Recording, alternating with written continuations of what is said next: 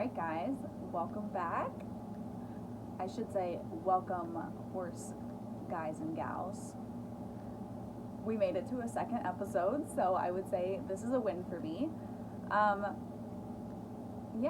So not a lot of feedback on the first episode, but you know what? We have to start somewhere, so I'm not complaining about it. I hope you guys are all having a good week and enjoying the riding weather. I really have been enjoying like the cool August weather. I heard it was supposed to be really hot this month, but it has not been very hot at all, at least where I'm at. But this episode we are recording on my phone, as well as I'm recording on a microphone. So you guys watching on YouTube will not be getting the same audio that's going into this microphone right now because I couldn't figure it out. I'll be honest, I'm not techie at all. I know like the basics and like kind of the bare minimum to get me by, but I don't really know all of the things that like editors are able to do these days. Not in that scene. So we're recording a video right now, but we're also recording simultaneously on the Anchor app or the website with my microphone. I've had this microphone for a while. I used this a long time ago. I'm actually surprised it's still like working normally. Way back in the day when I made like somewhat quality YouTube videos, and I used this microphone attached to my ex-boyfriend's camera because I always used his camera. It was a really nice one, and I don't know why he bought it because he didn't make videos really at all, but he bought it. So I always used it, and I just used this microphone that I bought. I think it was only like a $10 one. And made videos on his camera. But I got left with the microphone and he got the camera, so is what it is. But hopefully it will work for this. I haven't used it in a while, and I'm still trying to figure out the settings, so hopefully it's working well and at least it sounds good. But yeah, we'll see when I upload this. But yeah, I hope you guys are having a good week. And today I have a topic I want to talk about a little bit later, which you can already tell by the title is Can You Ride Papers? Which is something I find myself arguing about with people quite a lot. Or not really arguing, but discussing with people a lot because it's just a very prevalent issue. But first, I wanted to say that if you did not see the first episode, I will link it down below, especially guys on YouTube. I post a lot on my community tab on my YouTube page, but I don't feel like it ever gets really any engagement or like does that well. So I don't know if like anybody actually sees what I post on my community tab. But if you're here tuning in for this video, I'll leave the link to my first podcast down below in the description. And that podcast is not going to be on YouTube because I was really just experimenting with like the Anchor app and how to use it, and I wasn't really sure if I recorded on the Anchor app, if I could just take that recording and upload it, but it doesn't like save to my phone at all, and I just recorded it on my phone. So it didn't save or anything to my phone, which is fine. You really didn't miss anything in the first episode if you're coming here from YouTube, because I basically just went over everything that my YouTube viewers would already know. My horses, where I live, what else did I talk about? Who I am. That's basically it. It was kind of just an introduction episode. So if you're here from YouTube, you probably have heard it all before, so you're not missing out on much if you didn't see the first episode. But my phone is currently blowing up with messages right now. I talked about in the first episode as well that I had a horse for sale. My YouTube followers will know Dolly. She is my little quarterlinger cross, and I bought her this spring as a project to just refresh because she was broke, but hadn't been into work probably for a long time, would be my guess. I know the girl I bought her from rode her at least a few times, but I don't know. She didn't seem to me like she had been in actual work for quite a while just based on her behavior.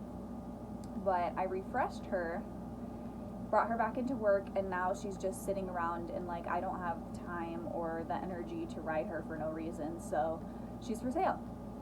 And I've had a lot of people interested. I came down on the price for her a little bit because it's starting to get like, she's been for sale for over a month, like a month and a half now.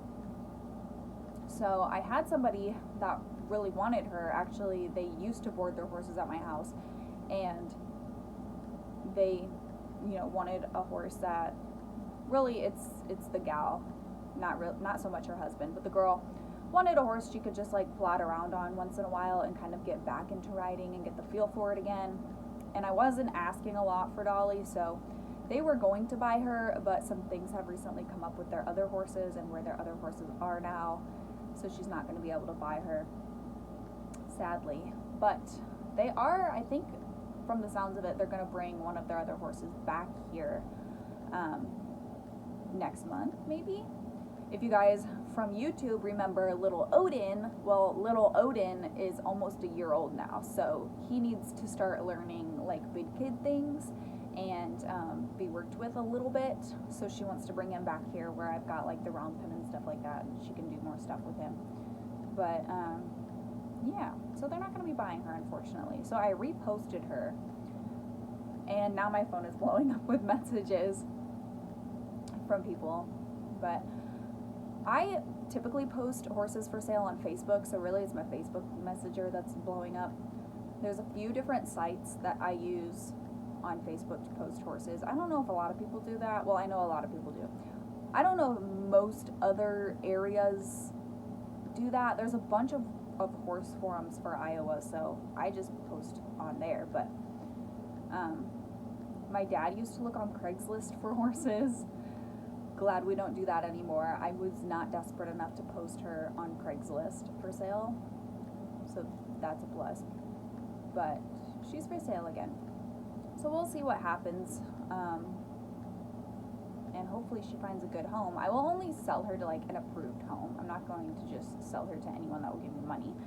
I kind of stalk the people that I sell horses to, or at least like stalk through their Facebook page, and if there's not a lot on their Facebook page, I ask for references, because I know like some people just aren't super big on Facebook especially, and so they just don't post a lot. Like my boyfriend's one of them. He doesn't post like, I don't think he's probably ever posted a status, but doesn't really post pictures, nothing. He's active on it all the time, but he just doesn't post anything. So we'll see what happens. Hopefully she will find a good home. I did debate keeping her just for lessons, but I don't know if I will really have enough use for her for lessons. I don't have a lot of lesson kids. I have like 3 or 4, and they're not even regular ones. Like some of my lesson kids come like twice in a summer, so they're not regular. I'm not swamped with lesson kids to keep up with. Sugar is managing them just fine, so I just don't really have a need for a second lesson horse yet. So that's why I decided to just sell her, because why leave her just sitting around? Somebody may as well enjoy her, and she's really would make a great family horse. Like she's pretty chill, pretty laid back. I think with some guidance from an adult or someone that's been around horses, a beginner could definitely be around her. Her only thing is that like she gets pushy, because when I first got her, she was so pushy, like had absolutely no manners, would run me into the fence, would literally just shove her whole body into me, would smack me with her head, absolutely no ground manners. So we spent a lot of time tuning those up, and she's really good now. Like she really doesn't do any of that stuff now, but it's just the point of like somebody with experience to keep that up, because she's only been back into work for a few months.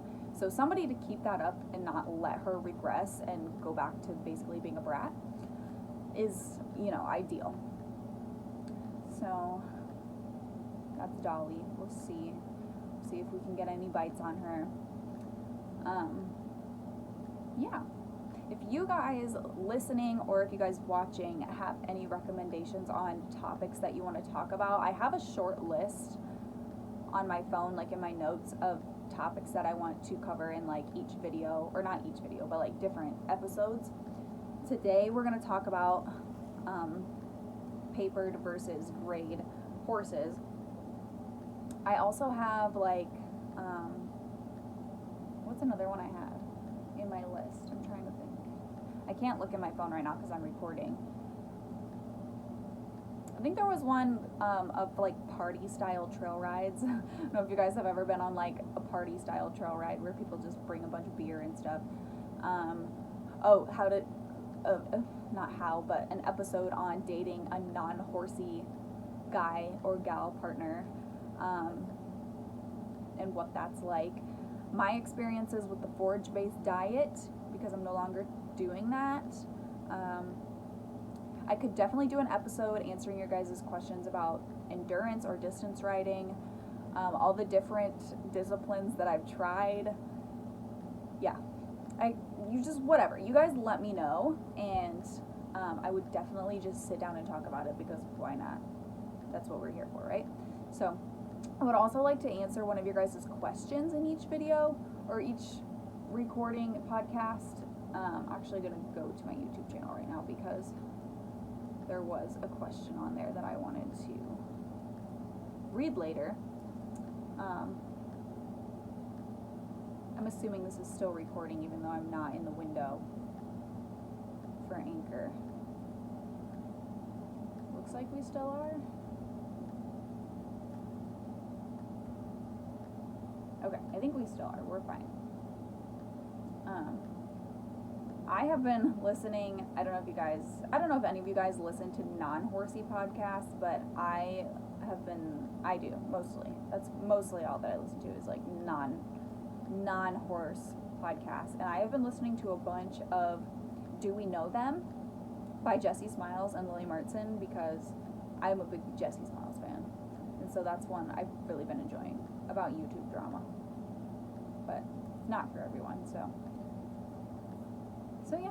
Okay, so I guess we're like 12 minutes into this. Let's just get into the topic for today, which is, can you ride papers? I find myself having this conversation a lot with people, and I guess I'll be honest, I am truly on both sides of this argument, and I don't really know why it matters so much to the people in my life, because I don't know, I never thought that much about it. Like, I definitely have my opinions on it, but I'm really on both sides of the spectrum here. So I think, yes, you can ride papers, but you also can't. Like, we obviously don't saddle a piece of paper and take it out for a trail ride. That's not what you're riding, right? But I do think that there is a place for papers, because, like, there are some people in my life, at least locally, that I don't know super well, but I definitely know them well enough to know that, like, they are people that would not buy a horse without papers. And I would actually say there's quite a few people in my life like that. I used to work at a barn that was very Western pleasure based, and so all of those horses were all papered. And I just know a lot of people that, like, don't have any interest in looking at a horse unless it's papered. So I don't know. I can understand somewhat. Like, for some people, it just doesn't make any sense to me. Yes, I definitely agree that, like, if you're going to be spending thousands of dollars on a horse, like, if you are really invested in the show industry, if you show every weekend, if you are making some sort of living or income off of showing your horses and performing your horses, then I can definitely side with, like, somebody wanting to look for only registered horses. Because if it were me in that situation, spending, thousands of dollars to buy a horse to compete on, I want that proof of lineage there. Like, it's just nice to have that proof of, like, this horse is going to be bred and is probably going to be good at this sport because its parents were good at this sport, its grandparents were good at this sport, and you can see all of those horses, and you can look up those horses and, see how successful they were. So it makes sense to want something that is proven based on its lineage. I definitely don't have any hate for anyone that, like, if you're buying specifically a Western pleasure horse, you're going to look at its lineage and see all of these other successful Western pleasure horses. So it would only make sense that your horse is likely going to do well in the Western pleasure ring industry, whatever. Same with barrel racing and that type of thing. So I can definitely understand that. But there are also people in my life that, like, they just do small local shows or trail ride that doesn't really require any sort of papers for your horse, or it just doesn't really, like things like trail riding and stuff are not paper specific. Like, any horse can be a trail riding horse. I'm not going to say every horse is good at trail riding or like should be your trail horse, but any horse can do that. And so I guess if you're looking at papers for the lineage of like personality, and like what that horse's ancestors were, gosh, I don't even know, their temperament, I guess, that's, I guess, makes sense. But like, there are just some people that are like almost snobby about it and won't look at other horses at all, unless they're papered or registered, when the sport that they're doing isn't even relevant to papers or anything like that. So that doesn't make any sense to me. Like, that attitude just, to me, says you're being a paper snob. And what's the point in that? Like, what's the point? I don't get the point. For the things that I do personally, I trail ride. I've always been an avid trail rider.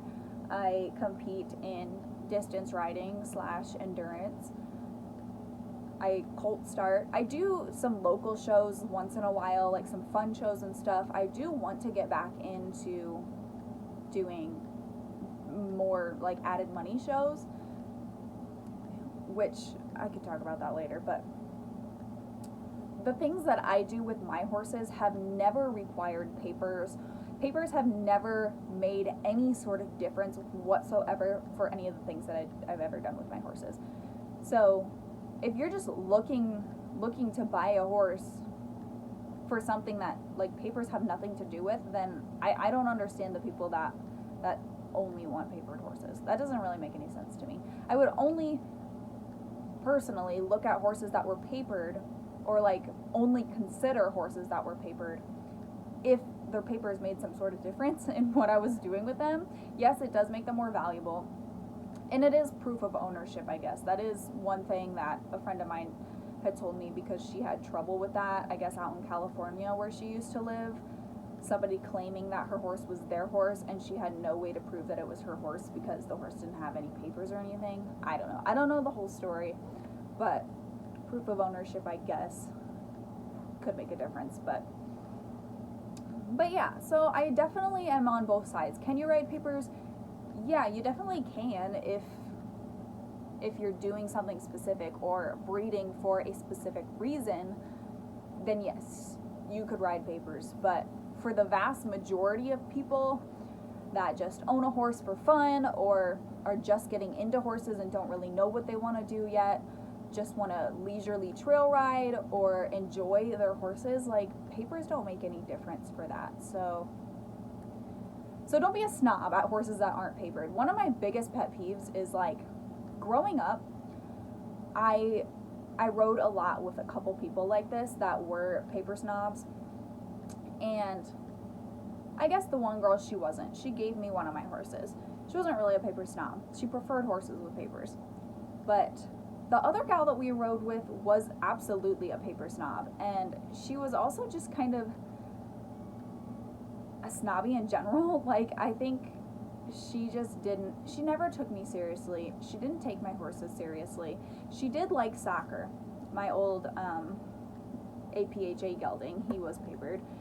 And he was a big sorrel, very classically marked gelding. Very, he was well bred. He was well put together. And she liked him, but any of my other horses, she didn't want to talk about him. She didn't want to look at him. She did not care. She just didn't take me seriously, didn't take them seriously at all. And so that always bothered me. Like, it is fine if your horse has papers. Like, your horse is not less of a horse because it has papers, but mine is not less of a horse because she doesn't have papers. I've only owned 2 horses with papers in my lifetime, and that was like very recently. I've owned Soccer. He passed in October last year, and I now own Hazel. And Hazel only has papers because she is a Mustang, and so when she was rounded up, they gave her BLM papers. So she's not even necessarily registered, she just has proof she exists. But yeah, I mean, grade horses are not any more or less of a horse than a horse that is papered. So the way I see it is, that's fine if you want to focus on how your horse is registered or whatever, go for it. Good luck, that's fine, but don't come over here and act like your horse is better than mine or more important than mine or somehow more valuable than mine. I guess they are more valuable monetarily if they're registered or papered, but I don't care. Like, good for you. That's great. Don't talk to me like I'm less of a horseman just because my horse is grade. If you're a beginner or if you're not familiar with the term grade, that means your horse is not papered. There is no proof that they exist by any means. But yeah, that's kind of my stance on it. You definitely can, I mean, I don't mind papers if they're necessary, and I prefer them, I guess I would say. I have always said that I'm not going to ever breed or produce horses that aren't papered, because I just don't see the point in that, I guess. I mean, if you're breeding really great horses for yourself, then go for it. Like, if you're going to keep those horses forever, then more power to you, do what you want. But if I'm ever going to produce horses to sell, I want them to be papered, because I know that people do value them more, and there's proof they exist, there's proof of their lineage, and I guess I don't want to backyard breed and just breed these grade horses that people don't value and have less of a chance of finding, proper care and homes because they're grade. So I guess if I'm ever going to produce horses, they're going to be papered, but I am never going to judge a horse that I'm buying based on if they're papered or not. I could care less about that. Now, I was talking to this gal that was going to buy Dolly a couple weeks ago, and she was telling me about the Pinto horse registry. And I didn't know this, but she was telling me about getting papers for her foal that they just had. And she's a really pretty paint, a loud colored chestnut paint. So they are wanting to get her registered for the Pinto, color breed. And she was telling me that I don't know if it's a new change that they've made or if it's recent or not, but you can register any horse Pinto. And so I was asking her some questions about it, and I need to do more research because I got on the website and looked, and I don't really understand like the paperwork. I don't really get it. I'm not good at stuff like that either, but I'm gonna get on there and do some more research on it, because if I can register any of them Pinto, I definitely would like to register Oakley as a Pinto color breed, if I can. But I don't know. I was looking at the paper and it was saying like the dam and sires numbers, and then it wanted it wanted a bunch of stuff that I didn't understand what it meant. So maybe I'll have to send an email or ask her again to help me with it. But you can register colored horses Pinto, and then they also have a solid color registry, so you can register horses that are solid colors as well, which to me kind of defeats the whole point of registering a horse Pinto, because Pinto is a color breed, so I don't really understand that. But I'll have to do more research on it and get back to you. If any of you guys know more about it or have done it before, definitely let me know. Comment down below on this video or reach out somehow and let me know, because I would absolutely, it's like $125, she said. I would absolutely pay the $125 to have Oakley registered Pinto if that's an option for her. For the reasons like I said a minute ago, just to have proof of ownership, and I would consider breeding her in the future if she is documented somehow, but we'll see. I don't know yet. That's all way down the road, but yeah, so that's kind of where I'm at on papers. I don't know about you guys, but Hazel's papers are very basic. BLM stuff. I actually need to change her owner, because right now it's currently like the first owner she had, and I do need to send that in somehow to get that. One thing that does bother me about registering horses is how difficult it can be, because I know that the American Quarter Horse Association and I think the American Paint Horse Association are very hard to like contact and ask questions and work with, at least from what people have told me. There's people that post on Facebook all the time about having issues with the AQHA, trying to get a hold of them, trying to have a phone call with them. I think there was one girl that posted a screenshot of her phone because she was on the phone with the AQHA on hold for like an hour, like just trying to ask a question about her horse's papers, and they were just like, they're nearly impossible to work with or get a hold of. So that's really annoying. And then I've heard people with the BLM registry as well that have a lot of trouble. Like they wait months or years to get their horses' papers in.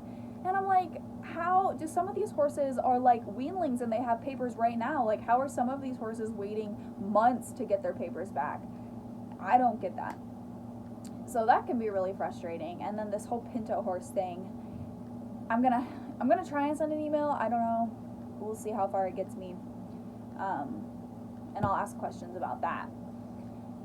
But they also cannot, what doesn't make sense to me, another thing, why do they take the horse's DNA when you register them? Like at this Western Pleasure Barn that I used to work at, I used to help the girl, you know, sometimes I'd hold the foals while she like pulled their mane out, and you have to pull the mane enough to get like the root at the end of the hair follicles, and then you send that in when you get them papered so that they have like their DNA on file.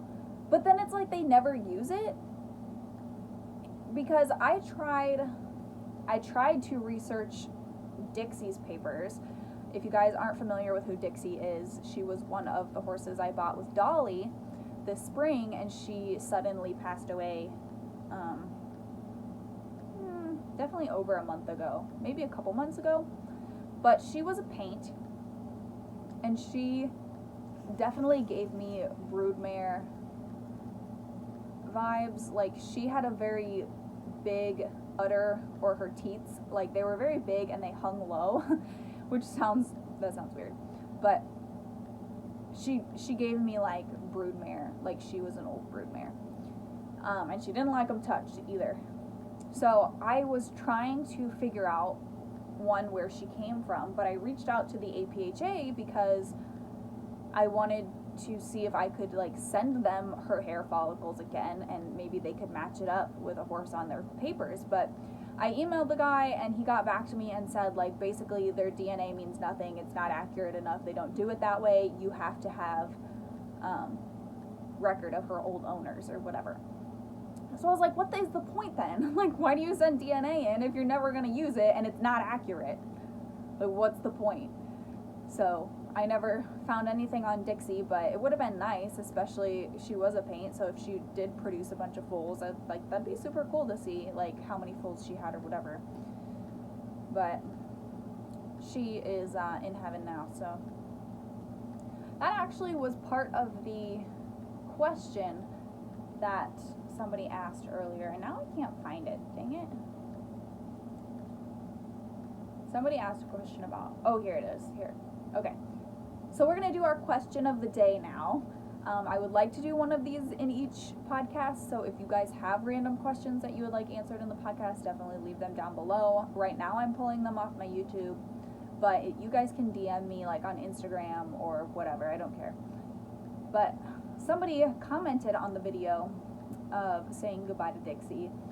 So sorry this happened. Was Dixie dehydrated? I've read that when refeeding an underweight horse, their body prioritizes food intake over hydration, and they can impact their intentions and die of dehydration very quickly. Usually, sadly, there's not much you can do at this point, and their bodies just give out. I forget what it's called, but it can happen at any point trying to feed a horse that of this score back up to weight. You did all you could. So I have never heard this, But Dixie was very thin, very underweight, and I bought her from a gal, the same gal that I bought Dolly from. And I don't know if she was totally honest about her condition. Like, she had bought her very thin as well and told me that she thought she had been starved or something, like it was just a rescue situation and they weren't feeding their horses enough or whatever, because Dixie had began to gain a lot of weight with her.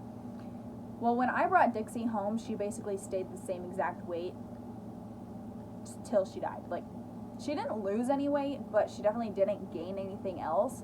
And she was fed twice a day. I even fed her some grain as well, and like that seemed to do absolutely nothing. So I don't exactly know what her condition was.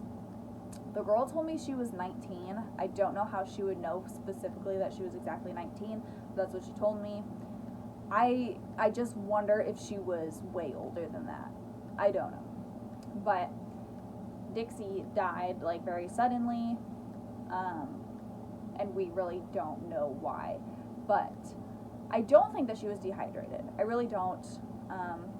You know, I would see her drink, and she acted totally normal. Like, she didn't really act like a horse that was dehydrated, because dehydrated horses, in my experience, they just act a little more lethargic, kind of belly achy, and she never had any of that. She also, I had started putting her out to eat grass, and she ate a lot of grass, which is very high in water content, so I couldn't imagine that she really was dehydrated.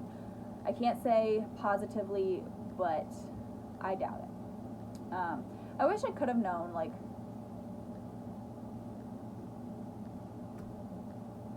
did that just die? Okay, guys, I don't know why the anchor thing just stopped. It like just stopped at 30 minutes.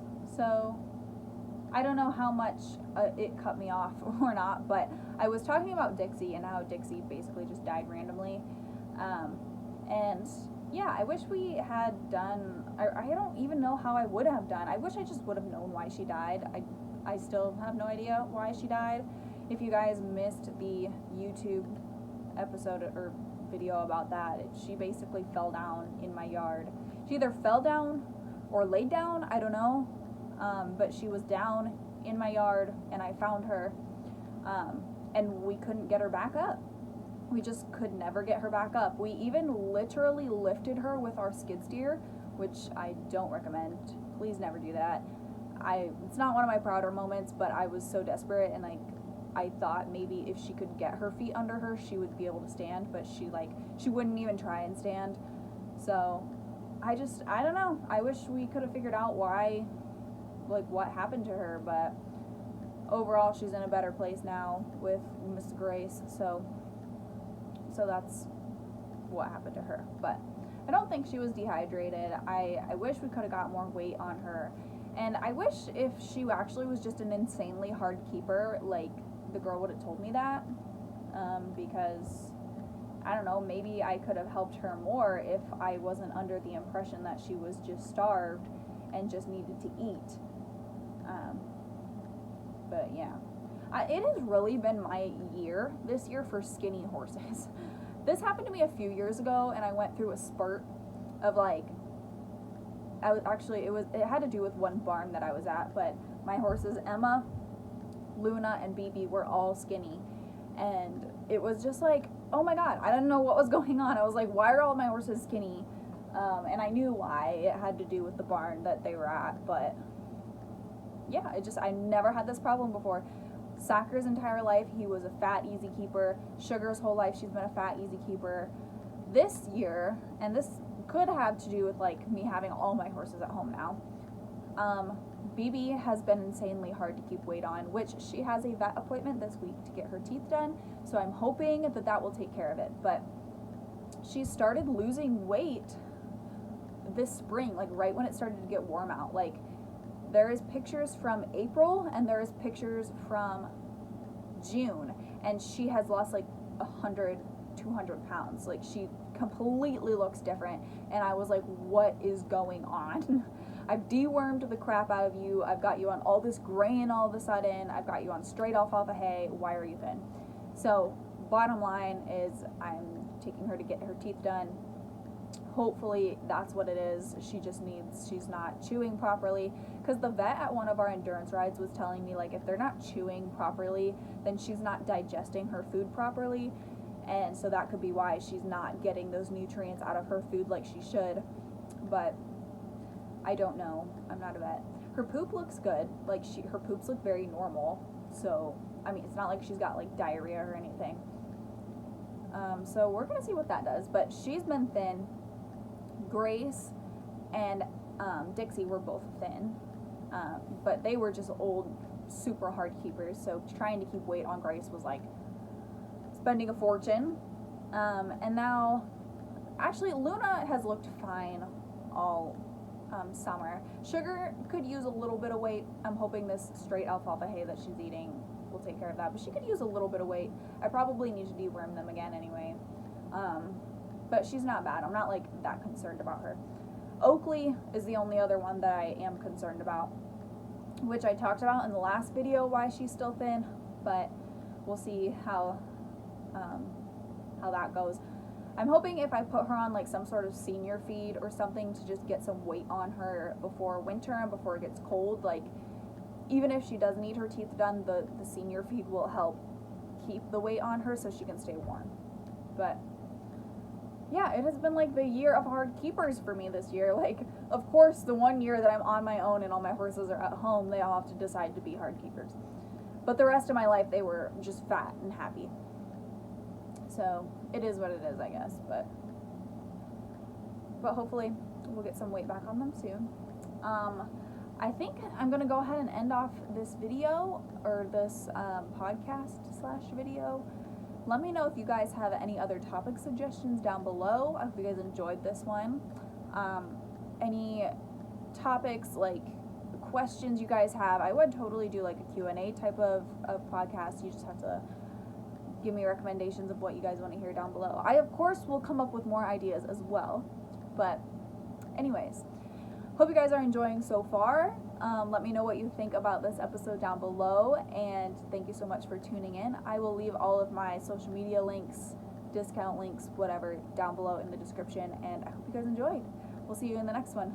Bye.